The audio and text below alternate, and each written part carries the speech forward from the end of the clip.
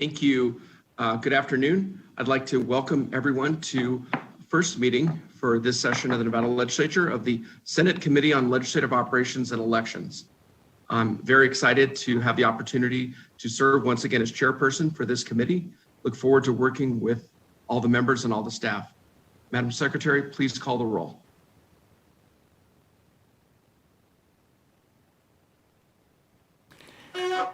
Senator Orenshaw, Present. Senator Lange, Present. Senator Cannizzaro, Here. Senator Sievers-Gansert, Here. Senator Buck, Here.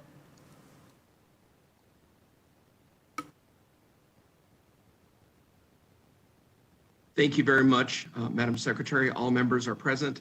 We do have a quorum. Thank you, members, for your patience and for being here today.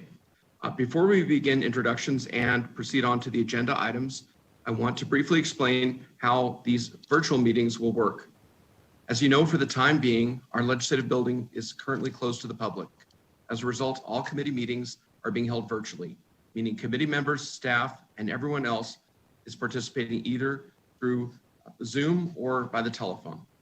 The committee manager and our LCB staff will be assisting bill presenters and others wishing to testify on how to sign up for remote testimony and submit written materials.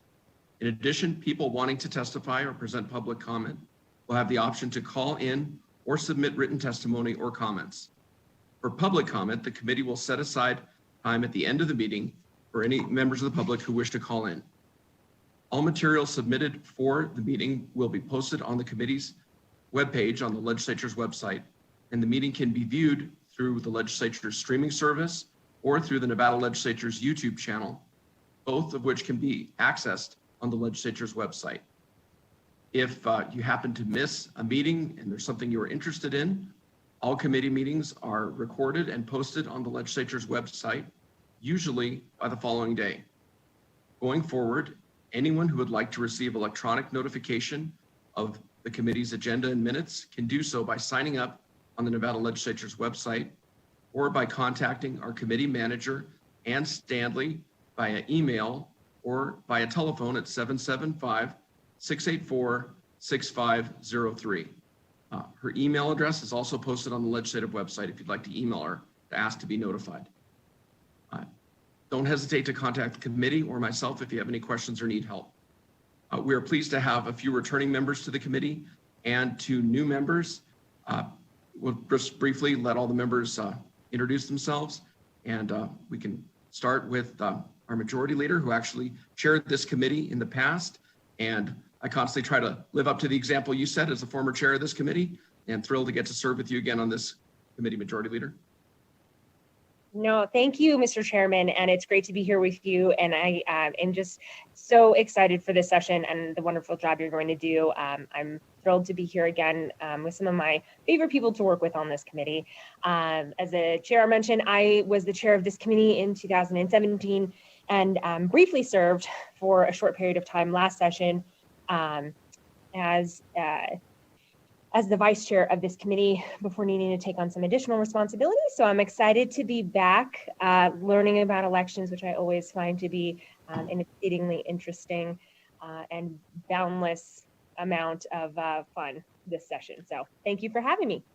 Well, we're very lucky to have you back, and I appreciate all your help last time because your expertise in this area has not gotten any less, and I appreciate your help on a lot of the bills. Senator Lang, one of our freshmen on the committee. Hi, good afternoon, everyone. I'm Senator Lang. I am a freshman legislator from Clark County. I represent District 7. I am a former chair of the State Democratic Party, and I really look forward into bringing my expertise on elections to this committee. Well, we are we're very lucky to have you, glad to have you, and glad that we got to have you on this committee for your freshman session. Thank you, Senator Sievers-Gansert. Thank you, Chair Orenshaw. I'm very pleased to serve on this committee again. I spent 3 sessions in the Assembly on a committee like this, and then I've served a couple times for this body, and I look forward to the work. It's very important work, And I appreciate your leadership again on this committee, and also our staff. We've got a great staff who helps with as we navigate the various bills. Thank you. Well, I look forward to working with you again on this committee, and appreciate all the different issues we were able to kind of reach across the aisle last session on this committee. And I was privileged to get to work with you in the Assembly when we served over there together, and now in the Senate. Senator Buck, another one of our freshmen here on this committee.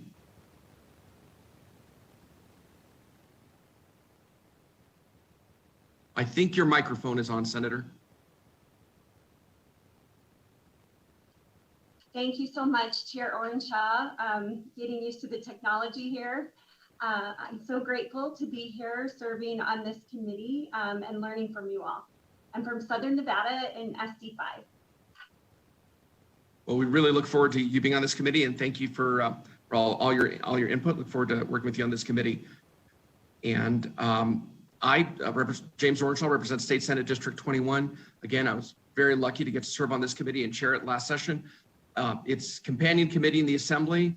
I was lucky to serve on that committee when I represented Assembly District 12 in the Assembly. I was able to chair that committee in the Assembly as well, and really thought we worked on some excellent legislation there and over here, and really proud of the work we were all able to come together and accomplish.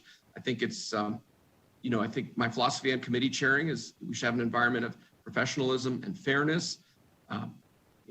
Treat everyone with same courtesy that we'd hope we'd be treated with. I'm open to all ideas. I think it's really, a great forum and a laboratory for ideas on how to make our processes better here in Nevada. And we're lucky to have some great experts who will be presenting and testifying in the future on some of these very, very important and key issues that affect our constituents. So if there's any ideas anyone has on legislation, anything, please look forward to talking about it. I want to now go to our staff. We're very excited to have wonderful staff helping our committee this session. And I'd like to ask each staff member to introduce himself or herself. And I'd like to start with our committee manager, Ann Stanley.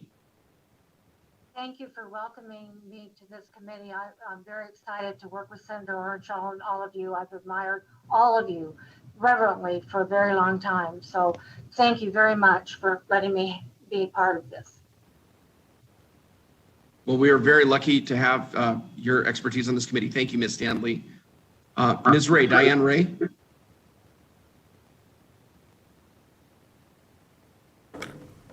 I'm Diane Ray. This is my second time with LegOps, and I'm looking forward to a great session. Well, I'm really just so excited to get to work with you again, Ms. Ray. Thank you. It was great working with you last session on this committee. Ms. Young, Barbara Young, our committee secretary. My name is Barbara Young, and I'm a retired school teacher, just finished last June and finished up with distance learning at the end of the year. I've always wanted to work for the legislature, and the timing was perfect, so this is my first session, and I'm very excited to be here. Well, we're thrilled to have you, and thank you for coming to work on this process, on the legislative process. We're also very lucky to have as our committee counsel, our legislative counsel, Mr. Fernley. Welcome, and thank you for being here for all the advice that we'll need during this session, Mr. Fernley.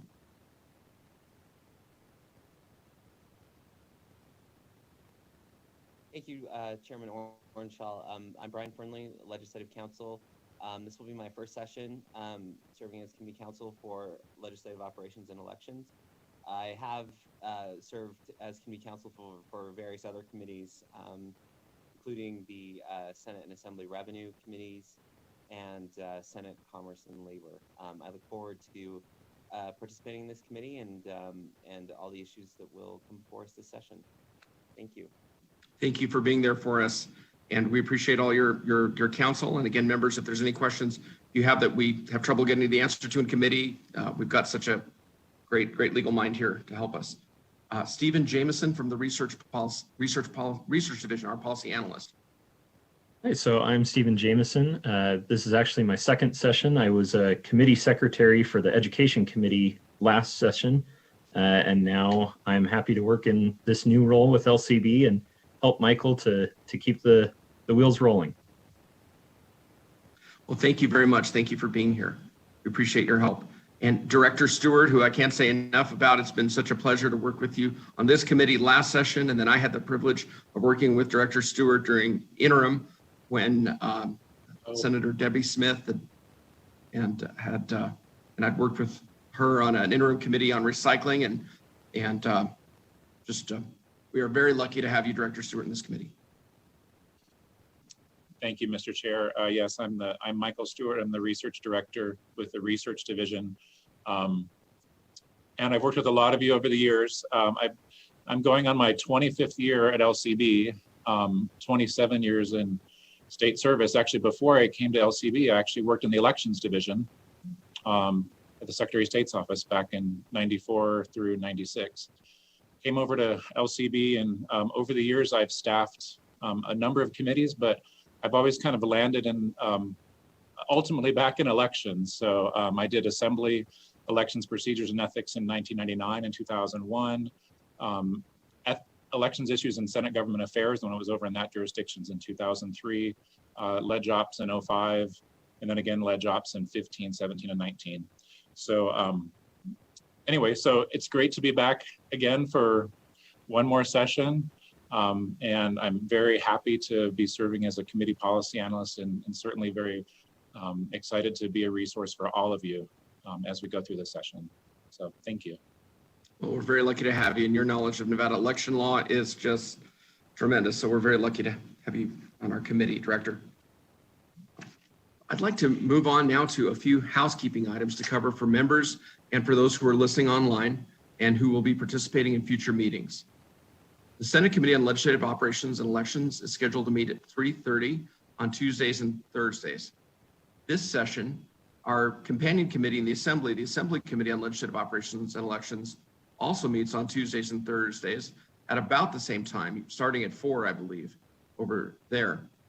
The Assembly Legislative Operations and Elections Chairperson, Assemblywoman Brittany Miller, and I plan to take advantage of this opportunity to try and hold some joint meetings during this session, especially in the next few weeks as we hear presentations from various agencies and groups. Please note that when we do have joint hearings, our start time will be 4 p.m. While we are endeavor to try to start on time, please know that we have committee members who sit on both the Judiciary Committee and the Committee on Revenue and Economic Development, which meet before our committee. We will do our best to make sure we have all our committee members present before we start each meeting. However, sometimes it may not be possible and we may have to start, as long as we have a quorum, waiting for another member to arrive. Please note that in addition to election matters, our committee handles issues related to legislative business, things like interim studies, functions of the legislature, and the operations of the Legislative Council Bureau. These types of bills are exempt from House committee passage deadlines. As a result, our committee may be busier than other policy committees following bill passage deadlines for non-exempt bills. For those listening at home, throughout the session, if you wish to testify, please refer to the committee agenda for guidance on your participation. It is my intention to take public comment following the hearing on each bill. Our agendas will also include a period for general public comment at the end of the meeting. However, if you wish to comment on a specific bill, the best time to do that is during the hearing on that bill. When speaking, please remember to unmute your microphone on your computer and clearly state your name. And if you represent a group or an organization, please let us know who you represent at the beginning of your testimony. If you are part of a group testifying, please repeat your name each time you speak so the secretary can accurately record your remarks for the minutes. To try and avoid audio feedback, please make sure to mute your microphone each time after you finish speaking.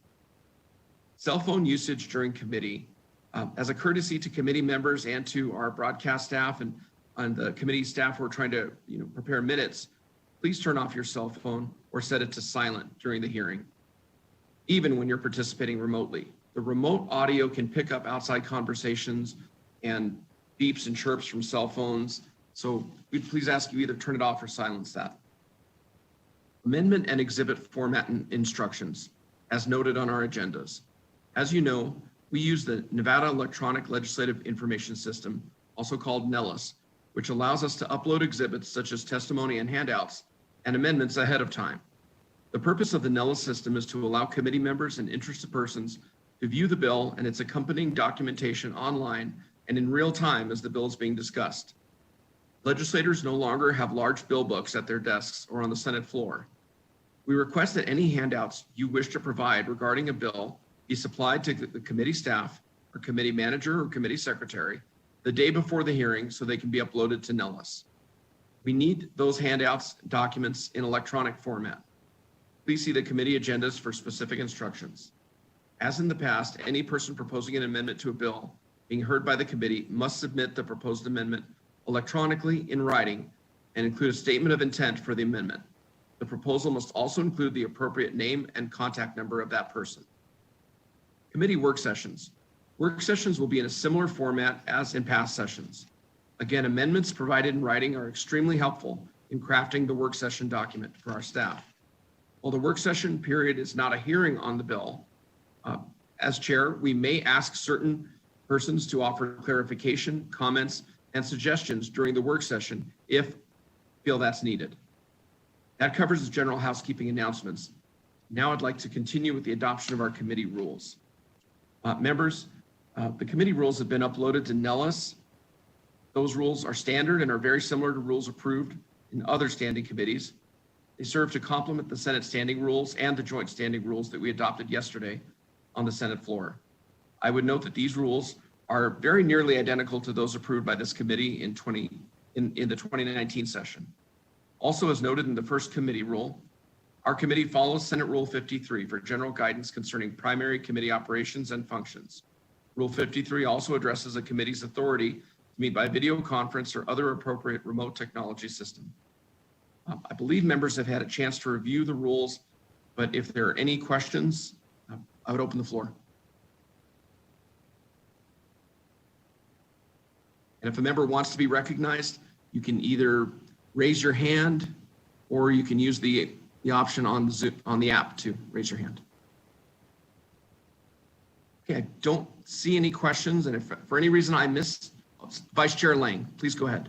Chair Ornshall, I move that we accept the rules for the Standing Committee Legislative Operations and Elections for the 2021 legislative session.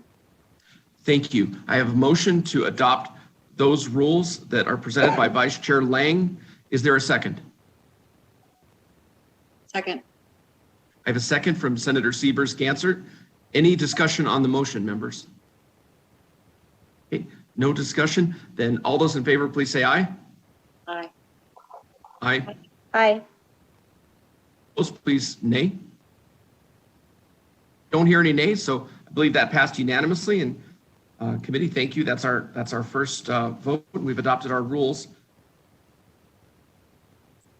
Mr. Chair? Yes, Mr. Stewart. Would you like to take a roll call vote as well? Yes, thank you, Mr. Chair. Yeah, I think because of the remote situation, we've been moving to all actions, even those votes that might seem a little routine, such as committee roles, and as we get further into session about the approval of bill draft request introductions and that sort of thing.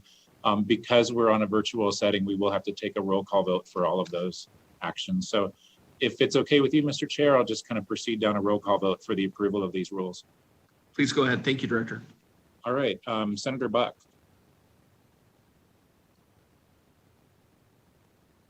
Yay. Senator Cannizzaro. Yes. Vice Chair Lang. Yes. Senator Siebers-Gansert. Yay.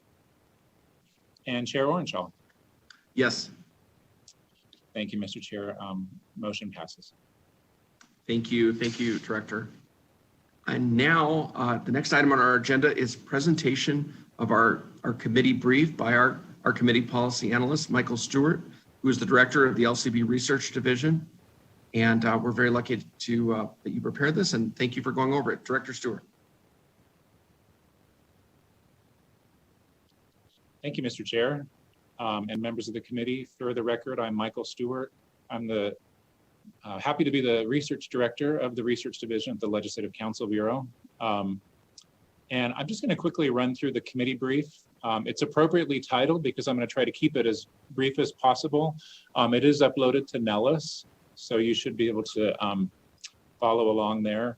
The purpose of the committee brief is really to just sort of summarize the topics that the committee is going to handle this session, and discuss bill statistics and highlight kind of what we expect to see over the next several months. Included in the committee brief is our list of staff, and you've met all of those folks today. So really quickly, just about the jurisdiction of the committee. In general, the jurisdictions of both the Senate and the Assembly Committees on Legislative Operations are parallel, but not entirely. But in addition to elections issues, I would note that this committee does consider measures proposing interim studies, and those bills amending our permanent statutory committees that meet during the interim. In addition, measures following regarding issues such as legislative business of the LCB, proposed amendments to the Constitution, and certain resolutions expressing the opinion of the legislature, urging action by the United States Congress. Those are also typical issues that this committee handles. With regard to elections issues, we often handle issues such as campaign finance, the Uniform Law Commission, constitutional amendments, elections, ethics in government, the initiative and referendum process, and as I mentioned, the Nevada legislative process and the legislature. We also have jurisdiction over state personnel, state printing, and statutory revision. I would note that these all fall into a few different titles of the NRS. That's the Legislative Department in Title 17, Public Officers and Employees in Title 23.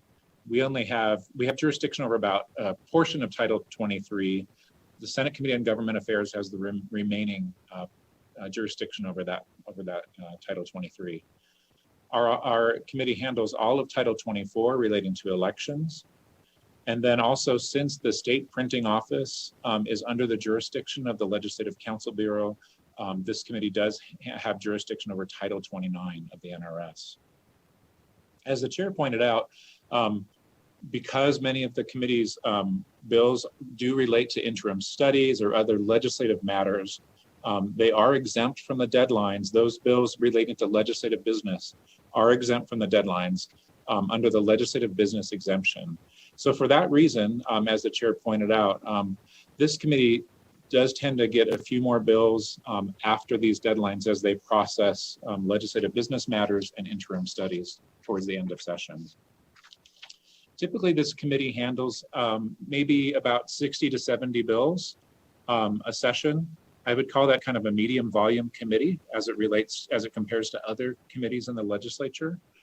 And looking back to 2019, we did cover a lot of issues. And so I expect some of those will come back for this session to include, as I mentioned before, interim studies, the functions and operations of the legislature, and then a number of elections issues to include absentee ballots, campaign practices, specifically the personal use of campaign funds, city elections. You recall that the schedule for city elections was adjusted last session, matters relating to early voting, election security and election audits, polling places, recall petitions, voter registration, and voter rights. Now, this committee also typically handles constitutional amendments. The Senate Legislative Operations and Elections Committee approved 2 constitutional amendments, which for their first go around, constitutional amendments must be, in joint resolution, must be approved in identical form in 2 successive legislative sessions.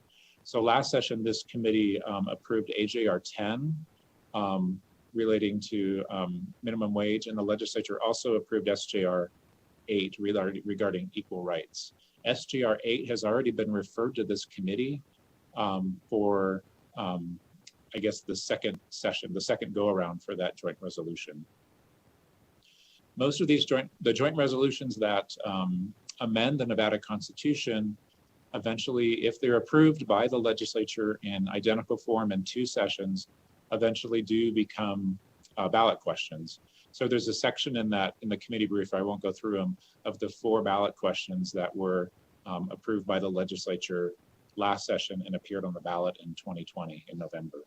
And 3 of the 4 of those did pass. As you probably heard yesterday in the veto message, some of the veto messages, the governor did veto 3 bills. One of those did have to do with elections. It was AB 186. So, and the other one actually did create proposed to create a study, a legislative committee on tax and expenditures and incentives for economic development.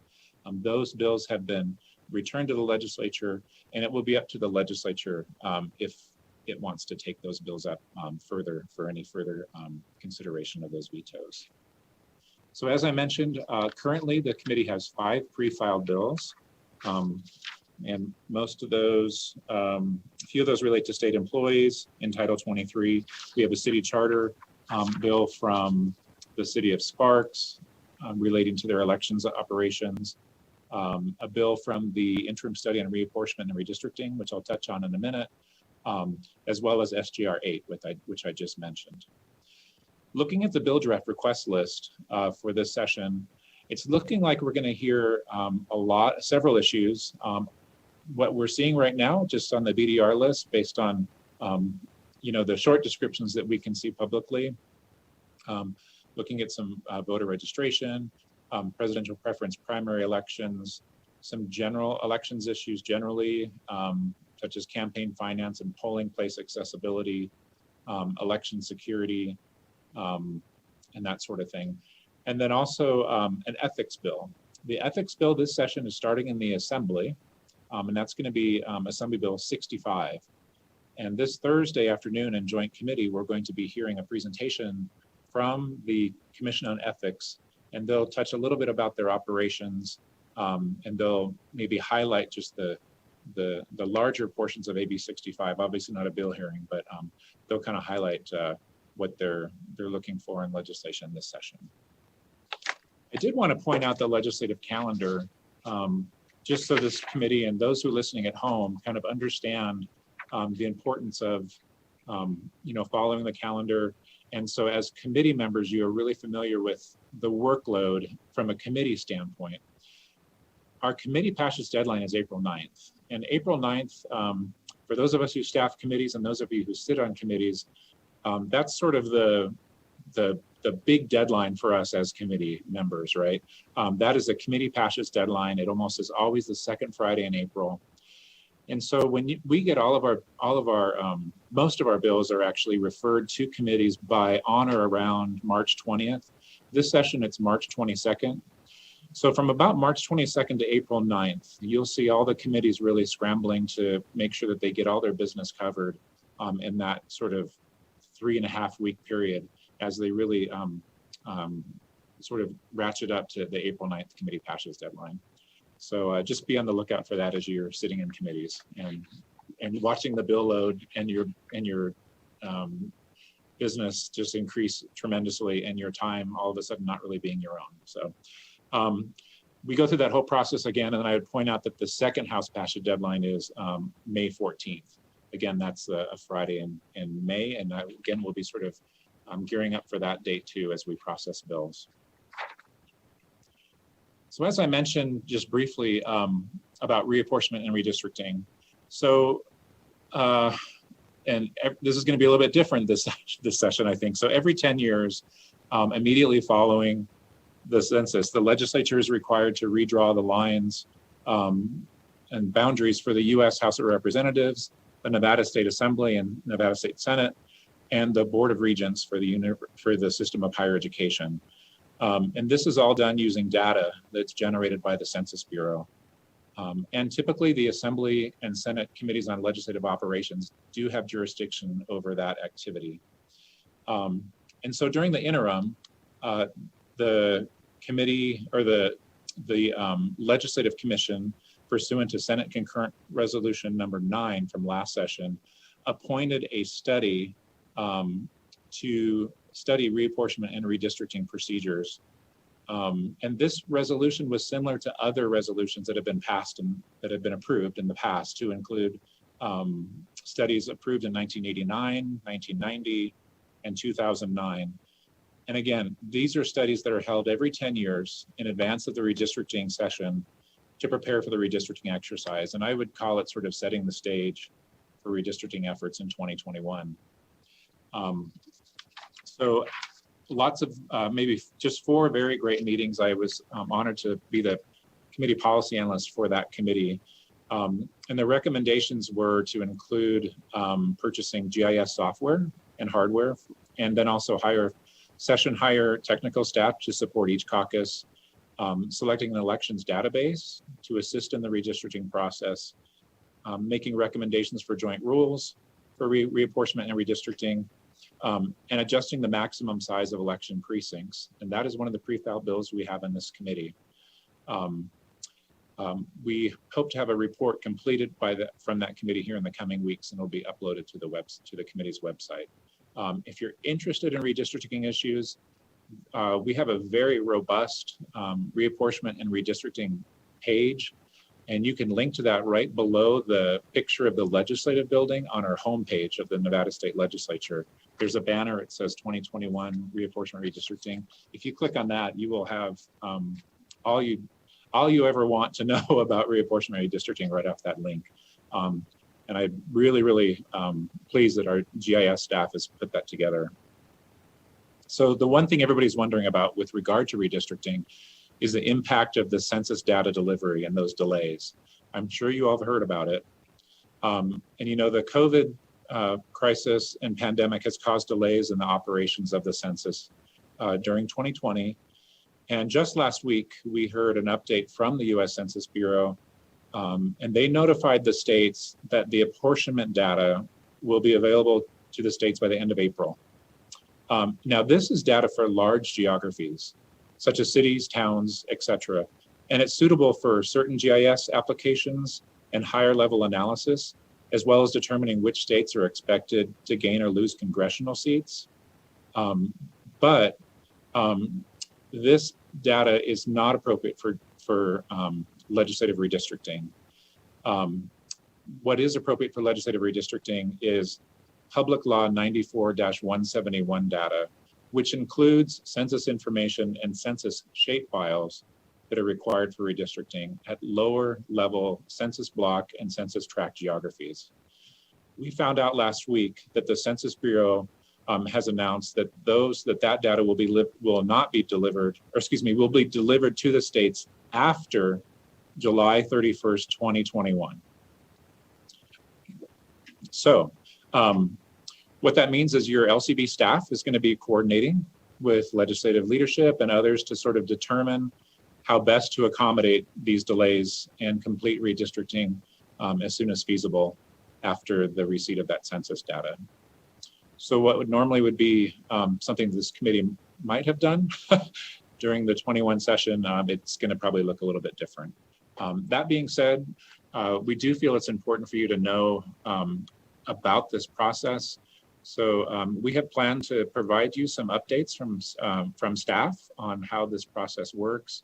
And we'll be working with the chair and leadership to figure out when a good time is to do that and sort of update you on redistricting and how it all works. So, but just know that the timing is much different than it has been in the past. So finally, just to wrap up, I will just say that the research division prepares publications on major policy areas and topics of all sorts. And with regard to elections, our office put out about 4 some detailed, some kind of high level elections related publications concerning election security, how to vote in the Nevada elections, and then how to register, and also a little summary about the canvas of the vote. And I would note that the guide to the Nevada Legislature is up and ready to go thanks to our wonderful work of the publications unit. It's online at this point, and we hope to have it in print version as soon as we finalize the new appointed legislators who we heard about just today. So we'll get those in that publication and get that printed in the coming weeks. And then just to close, I would just note that it's the mission of our office in the research division to serve the Nevada Legislature and its standing and interim committees in a professional and nonpartisan manner. And so we do that by providing policy analysis and research and assisting constituents through our constituent services unit and providing information to the public. And of course, we're available to provide the committee members and all of you with assistance on any issue in the legislature or of course specific to this committee. Of course, all of that assistance is handled on a confidential basis.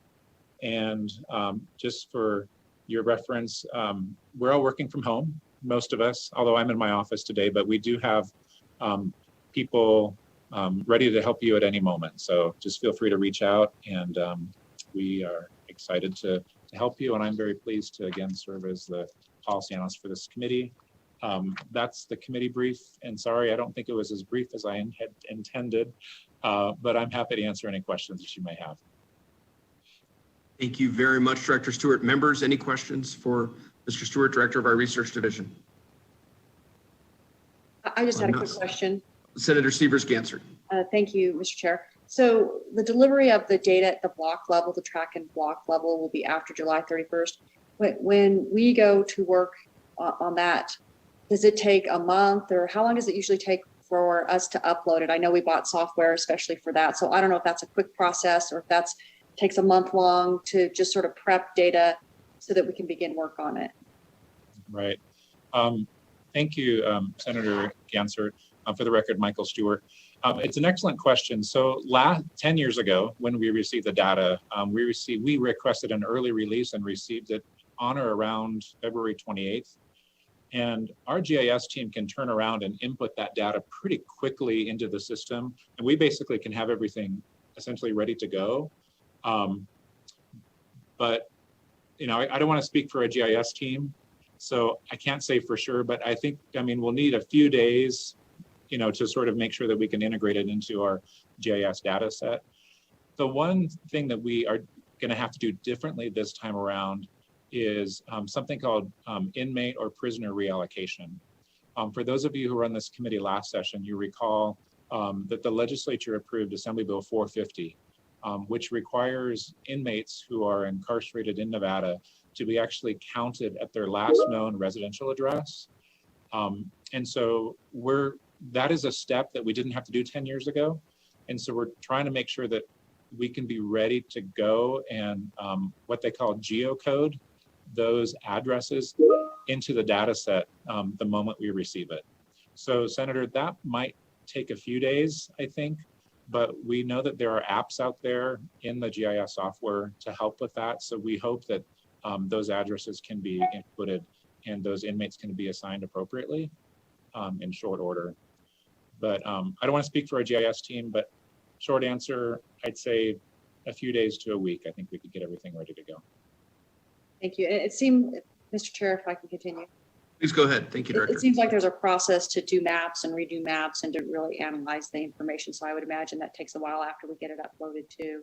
And then as far as the prison data, so at this point in time, we probably know all their last addresses. So is it a process of just matching it to the new precincts, new tracks and precincts? Right. We've actually had a couple meetings right now with the state demographer to sort of figure out how that's going to work in the Department of Corrections. The Department of Correction does have sort of an address database that they use when they intake the prisoner. And so we actually think we'll have a lot of that ready to go early. So I don't think it'll be too much of a process. So that AB 450 really allocates that duty to the state demographer, but the state demographer doesn't have the GIS team that we have. So that's why we're kind of going and coordinating with the state demographer and Department of Corrections. So once we get the data, it can be basically a quick and hopefully easy geocoding exercise to just dump it into our election and into our GIS data set. Thank you. Thank you, Director. One question I had during the redistricting in 2011, I recall that LCB had set up these interactive kiosks here in Carson City and also at the Grant Sawyer building where the public could kind of work with the GIS data and look at maps and look at numbers.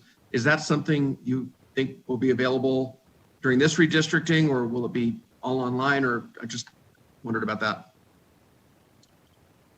Thank you, Mr. Chair. Again, Michael Stewart for the record.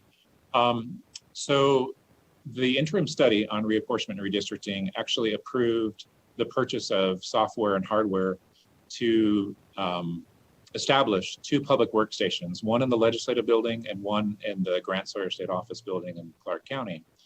However, as you know, both the legislative facilities in Clark County and also in our building here in Carson City are closed for the session. So we're a little bit unsure about how that will look at this point. Now, if the legislature tackles reapportionment redistricting at a later time, we will be ready to open those up at any point, those public workstations.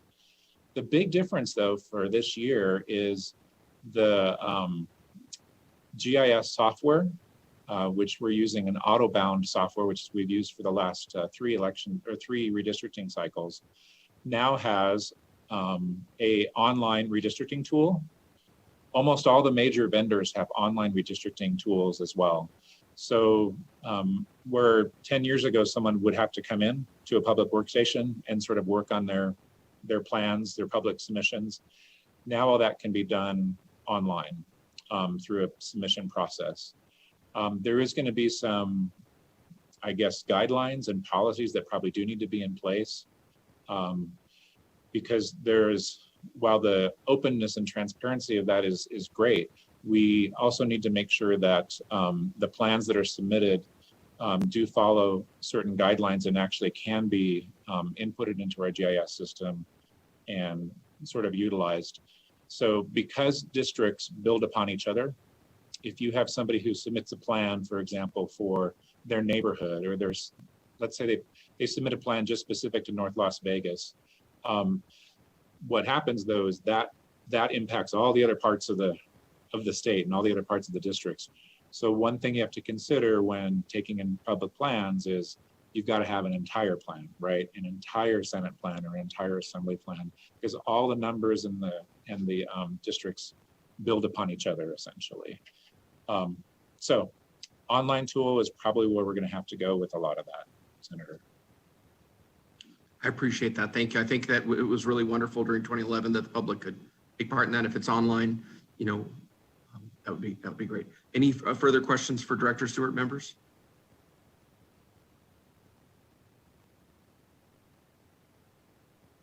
Yeah, I'm not seeing any. Oh, that's Vice Chair Lang. Yes. Hi, Chair Orenshaw. I have a couple of questions. So I know there's a way to get public comment through the GIS and people submitting maps. Well, we have public comment opportunities for people around the state. And the second part of that question is, do we have a timeline about when we have to have our work completed? So around the state, so that will be under a normal session situation, right?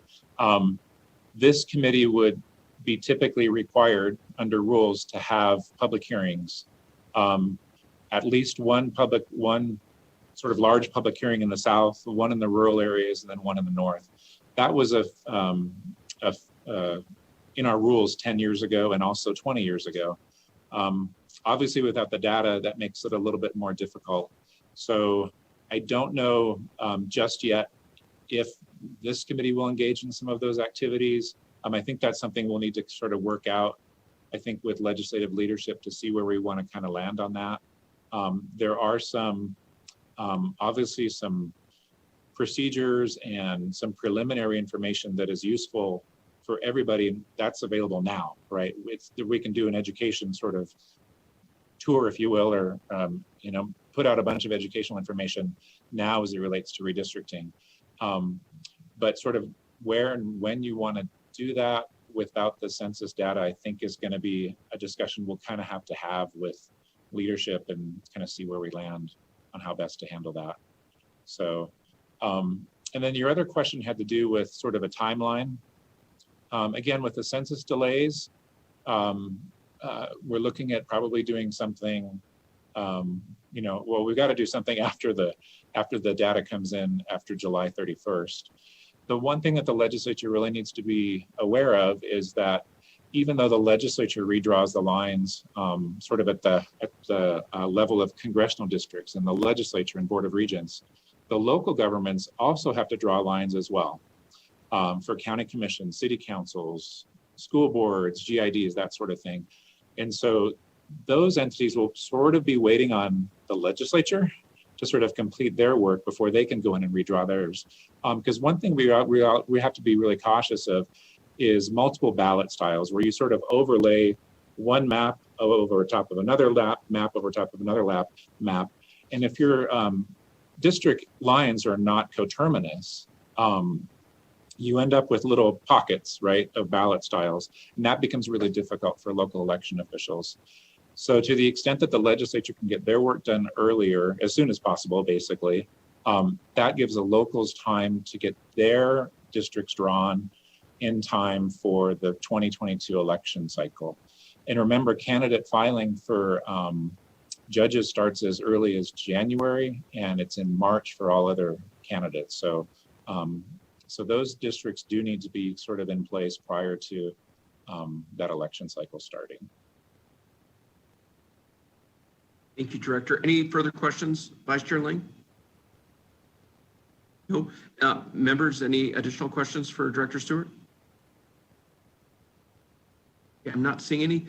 Thank you very much, Director. And we are very lucky that Majority Leader Canizaro and Senator Siebers-Gansert were both on that interim redistricting committee. So we will turn to you for your wealth of knowledge on these issues. And I always like to hope maybe that data would come to us a little earlier, but who knows? Maybe it would be great if that happened. We could try to work with getting that test done before the end of this regular session. Thank you again, Director. I'd like to now go to public comment. As I mentioned earlier, we will be taking public comment over the phone, broadcast and production services. Is there anyone on the line who wishes to speak during the public comment portion of our agenda? Yes, thank you, Chair. The public comment line is up and working. However, there are no callers at this time.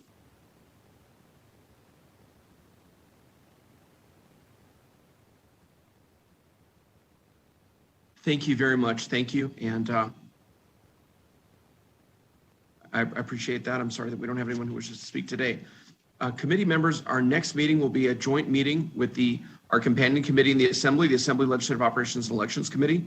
It will be this Thursday, the 4th of February, and include presentations from the Office of the Secretary of State and the Nevada Commission on Ethics. Please note that the Assembly will be hosting this hearing, so you will receive a separate Zoom link to connect to that joint hearing. Before I close the hearing, members, any comments, anything anybody wants to say or put on the record? I apologize for the pause. I'm just trying to make sure I can see everybody. All right, well, if there's nothing further, thank you to the staff. Thank you, Director Stewart and Ms. Stanley and everyone else who worked so hard throughout the session to make this work. It's a challenge like we've never seen before. I think at the end of last session, no one could have imagined the pandemic and what we're trying to work with till we get this under control. So thank you to all the broadcasting folks, all the staff on the committee for making this work so seamlessly. With that, we'll close the hearing.